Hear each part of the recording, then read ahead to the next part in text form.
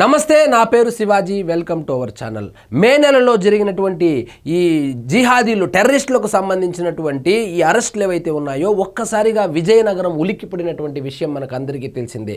అప్పట్లో సమీర్ మరియు సిరాజ్ అనేటువంటి ఇద్దరు కుర్రాళ్లను వాళ్ళు ఉగ్రవాద కార్యక్రమాలకు పాల్పడుతున్నారని చెప్పి అమెజాన్లో టిఫిన్ బాక్సులు తెప్పించుకొని అందులో కొన్ని రసాయనాలు కలిపి పేలుడు పదార్థాలు కలిపి వాళ్ళు ఆల్రెడీ వైజాగ్ దగ్గరలో ట్రయల్ రన్ కూడా చేశారని, సో అది సక్సెస్ అవ్వడంతో వాళ్ళు ముఖ్యంగా ఆంధ్రప్రదేశ్లోని వైజాగ్, అదేవిధంగా తెలంగాణలోని హైదరాబాద్ కావచ్చు, మహారాష్ట్ర, కర్ణాటకలలో ఎక్కడైతే జన సందోహం ఉంటుందో అక్కడ బాంబు పేలుళ్లకు కుట్ర పన్నారని చెప్పి అప్పట్లో ఆరోపణలు రావడము, వాళ్ళను అరెస్టు చేసినటువంటి విషయం మనకు అందరికీ తెలిసిందే.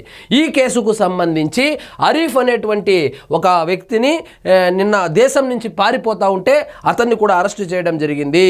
సో వీళ్ళు ఏం చేశారంటే టిఫిన్ బాక్సుల్లో బాంబులు తయారు చేయడం ఎలాగా అని చెప్పి నేర్చుకొని ముఖ్యంగా 6 మంది గ్రూపు వీళ్ళు ఒక సామాజిక వర్గానికి చెందినటువంటి ప్రాబ్లమ్స్ ఏమైతే ఉన్నాయో సో వాళ్ళు సోషల్ మీడియా వేదికగా ప్రతిరోజు పంచుకుంటూ ఉంటే వీళ్లకు ఒక టెర్రరిస్టు పరిచయం అయ్యి ఆ టెర్రరిస్టు సహకారంతో సరే వీళ్ళైతే కనుక ఇందులో ఒక అతను ఎస్ఐ అవుదామని చెప్పి హైదరాబాద్లో వచ్చి ట్రైనింగ్ తీసుకొని 2 సార్లు ఫెయిల్ అవ్వడంతో మనస్తాపానికి గురైనటువంటి ఇతను ఆ టెర్రరిజానికి ఆకర్షితుడై సో వీళ్ళ మెయిన్గా ఆంధ్రప్రదేశ్లో అయితే ఎవరు పట్టుకోరని చెప్పి హైదరాబాద్లో మకాం కనుక పెట్టారంటే ఆల్రెడీ హైదరాబాద్ మీద నిఘా వర్గాల యొక్క నిఘా ఉంటుంది కాబట్టి విజయనగరాన్ని ఎటువంటి డౌట్ రాకుండా విజయనగరాన్ని ఎంచుకొని అక్కడే వెళ్ళి సెటిల్ అయ్యి అక్కడి నుంచి వాళ్ళ కార్యకలాపాలు అయితే కొనసాగించారు. అదేవిధంగా బాంబులు తయారీ ఏ విధంగా అంటే అమెజాన్లో ఈ టిఫిన్ బాక్సులు తెప్పించుకొని సో దానితో బాంబులు తయారు చేసి అటవీ ప్రాంతాల్లో రంపచోడవరం దగ్గర వీళ్ళు ట్రయల్ రన్ కూడా చేయడం జరిగింది. ఆ కేసుకు సంబంధించి అరీఫ్ అనేటువంటి మరొక ఉగ్రవాది దేశం విడిచి పారిపోతుండగా అతన్ని అరెస్టు చేశారు, కోర్టు ముందు కూడా ప్రవేశపెట్టారు. రాష్ట్రంలో టెర్రర్ నెట్వర్క్ విజయనగరం కుట్రలో కీలక నిందితుడు అరెస్ట్, దేశం విడిచి పారిపోతుండగా పట్టుకున్న ఎన్ఐఏ. సో ఇతను ఎప్పుడైతే సిరాజు మరియు ఆ సమీర్ ఉన్నారో వాళ్ళిద్దరూ అరెస్ట్ అయిన తర్వాత అలర్ట్ అయిపోయినటువంటి అరీఫ్ ఎవరైతే ఉన్నాడో ఢిల్లీకి వెళ్ళి ఢిల్లీ నుంచి బంగ్లాదేశ్కి కానీ పాకిస్తాన్కి కానీ పారిపోవాలని చెప్పి ప్లాన్ వేసుకొని ఢిల్లీ ఎయిర్పోర్ట్కి వెళ్తే అక్కడైతే పట్టుబడ్డాడు. అక్కడ ఆయన పట్టుకొచ్చి ఈ కోర్టులో కూడా ప్రవేశపెట్టారు. ఉగ్రవాదులకు ఆయుధాలు సరఫరా, గతంలో అరెస్ట్ అయిన సిరాజ్, సమీర్, దేశంలో పలుచోట్ల పేలుళ్లకు కుట్ర. వీళ్ళు పహల్గామ్ దాడి ఎప్పుడైతే జరిగిందో ఆ దాడి జరిగినటువంటి 2-3 రోజుల్లోనే వీళ్ళు పట్టుబడడంతో ఒక్కసారిగా దేశం ఉలిక్కిపడింది. ముఖ్యంగా విజయనగరం, వైజాగ్ ప్రాంత వాసులైతే కనుక మనతో పాటు తిరుగుతున్నటువంటి ఒక వ్యక్తి, మనకు తెలిసినటువంటి ఒక వ్యక్తి, మనతో పాటు భోంచేసినటువంటి ఒక వ్యక్తి ఉగ్రవాద, అతను బాంబులు తయారు చేస్తాడా, అతడు జనాలను చంపడానికి ఒక సంస్థనే క్రియేట్ చేసుకొని ఆయన కార్యకలాపాలు సాగిస్తున్నాడని చెప్పి అందరూ ఆశ్చర్యానికి కూడా గురయ్యారు. దేశంలో పలుచోట్ల పేలుళ్లకు కుట్ర, విశాఖ ఎన్ఐఏ కోర్టులో విచారణ, రిమాండ్ విధించిన న్యాయస్థానం. రాష్ట్రంలో ఉన్న టెర్రరిస్ట్ నెట్వర్క్ను ఎన్ఐఏ బ్రేక్ చేసింది. విజయనగరం ఉగ్ర కుట్రలో తాజాగా దేశం నుంచి పారిపోతుండగా మరో ఉగ్రవాది అరీఫ్ హుస్సేన్ను అలియాస్ అతని పేరు అబూ తాలిబ్ ను ఢిల్లీ ఎయిర్పోర్ట్లో అరెస్టు చేసింది. శుక్రవారం విశాఖలో ఎన్ఐఏ కోర్టు ముందు హాజరుపరిచింది. న్యాయమూర్తి అతనుకు రిమాండ్ విధించినట్లు తెలిసింది. సో వీళ్ళేమి చదువు రాని వాళ్ళు కాదు. ఇందులో చూడండి, ఆ సిరాజ్ అనే అతను విజయనగరానికి చెందినవాడు. 2017లో మెకానికల్ ఇంజనీరింగ్ పూర్తి చేశాడు. బాగా చదువుకున్నటువంటి యువకుడు. సో ఎస్ఐ సెలక్షన్స్ కూడా వెళ్తే అక్కడ 2 సార్లు రిజెక్ట్ అయితే దేవుడి దయ వల్ల ఎట్లా సెలెక్ట్ కాలేదు. ఇతను కనుక సెలెక్ట్ అయ్యి ఎస్ఐ కనుక అయింటే ఆంధ్రప్రదేశ్లో అల్లకల్లోలం సృష్టించేవాడు. సో దేవుడు ఎలాగో ఇతన్ని ఎస్ఐ చేయనీలేదు.